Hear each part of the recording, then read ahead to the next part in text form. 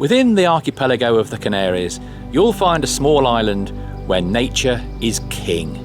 An island of volcanic peaks, deep ravines and ancient laurel forests.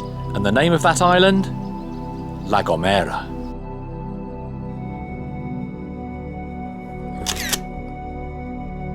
The mountainous circular island of La Gomera sits to the west of Tenerife. Its 20,000 inhabitants share a dramatic landscape sculpted by ancient volcanoes.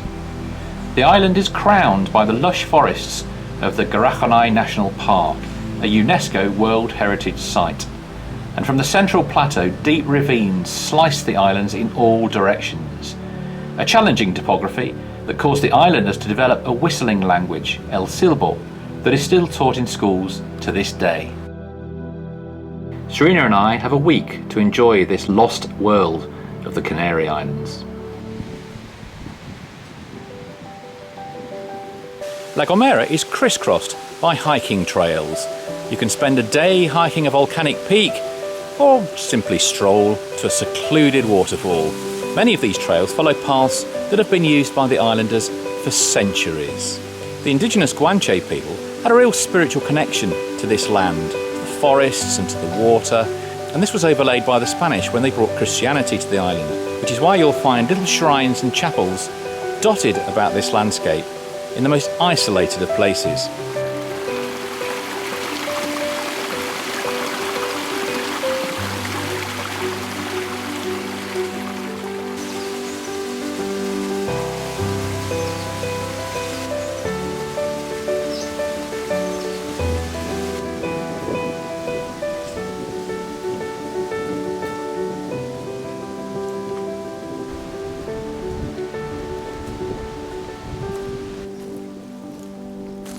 This morning I've hiked up the steep side of the Rejo Valley and then descended down into one of the most secluded and indeed the highest villages on the island, El Cedro.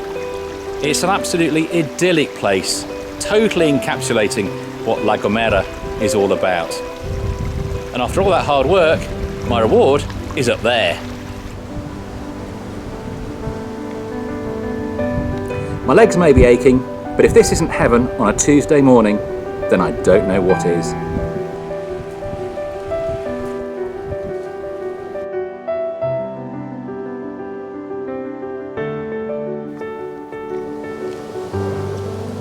From here it's a very steep descent down the valley, so the camera is going back into the rucksack. The good news is though that our accommodation is right on this hiking trail, and it's very special too. Our house is up here. It's not that, just a bit further. Halfway up the mountain and fueled by solar power and spring water. This is the Forest House. And look at that view. Faial, why is there an eco house halfway up a mountain hidden in the forest?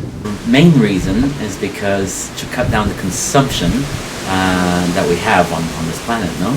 So it was obvious that we had to go through an ecological path, not to be using electricity from an island where they mainly produce it from fuels, and being there's so much sunlight here, even though some days are cloudy. My mother's side family comes from La Gomera, and it's from generations back. And my grandfather was the one who built originally the house. We love the design of the house. Well, the design, originally the Bauhaus movement arrived here in late 50s, and so this house was built with that idea of keeping minimalist lines, straight lines, open spaces, and so that was absolutely respected, not to fill up the interior when there's so much exterior that fills up. So every view you have from the house is one of complete nature, as if it was a painting in itself, no? A cuadro. So our next project will also be going along the same line of ecology, but that building, it was built over 200 years ago. So we'll be redoing that and respecting that kind of architecture too, but we'll try to mix traditional with modernism. We shall see with time. La Gomera is an island of switchbacks. Because of the geography, there's no coast road, and in fact there's barely a straight piece of road or a flat piece of road anywhere on the island. With the exception of one or two tunnels, the only way to get from one community to another is to climb up a mountain and then descend a mountain. Now for the locals, that's no problem at all, but for the rest of us visitors, it takes some getting used to. A bit like old Route 66, this is one section of the main highway, the GM1, that's been bypassed by a tunnel, and it hasn't taken long for nature to reclaim it.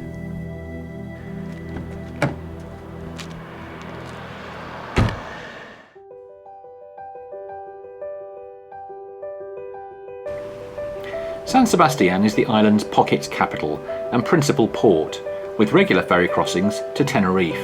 It may be the capital, but San Sebastián is a sleepy kind of place. This is a busy Saturday morning.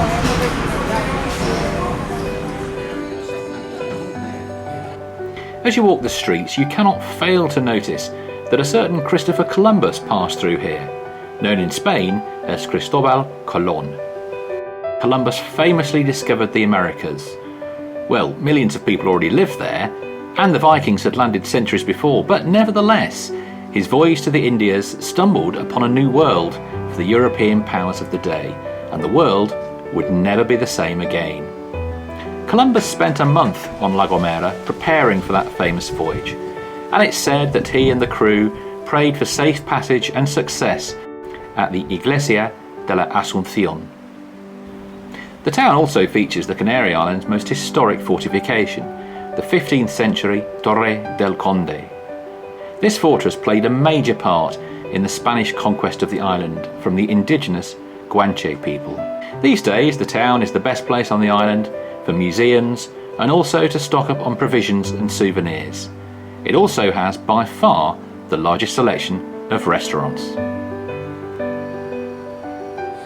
So this is the local delicacy, cantarero, which is scorpion fish, a fish I've never heard of. One word, sensational.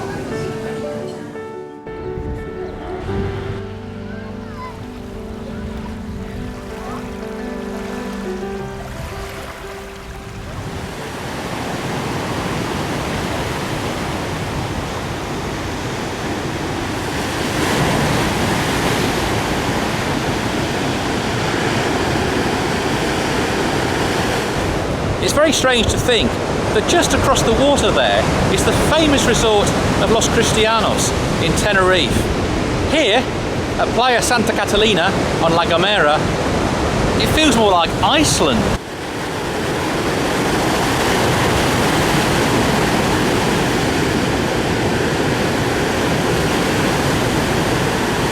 When I first saw a photograph, I hadn't realised the size of those columns, and I actually thought it might be a contemporary art installation.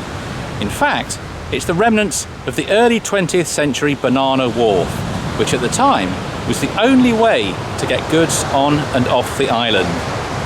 Unfortunately, we can't get any closer today because they're filming a science fiction production.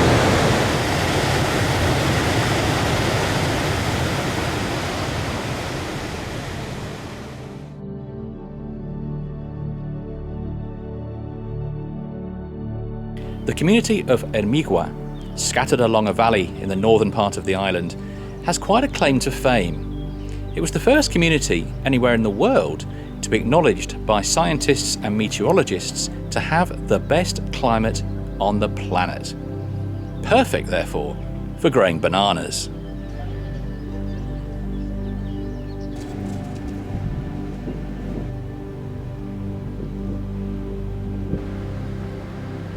And whilst you're in Hermigua, you can eat extremely well. Describe that in one word. That is exceptional. It is, isn't it?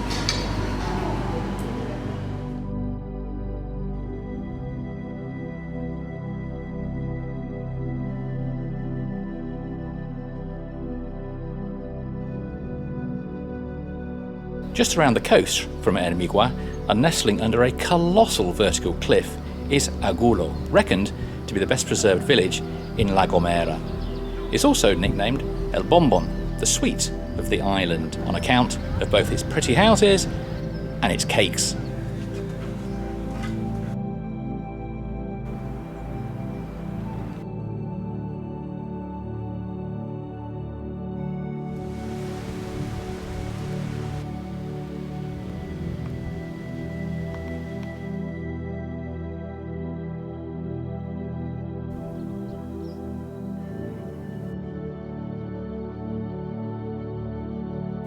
All too soon, the week is over, and we're back at La Gomera's sleepy little airport near Playa Santiago. Obviously, that was just a snapshot of what this remarkable island has to offer. After all, if we'd spent the whole week just dashing around by car trying to see everything, that would have been completely missing the point. La Gomera is a place to slow down, breathe deep, and enjoy the pristine environment. And of course, start planning a return. Please subscribe to the channel, and I'll see you on the next journey.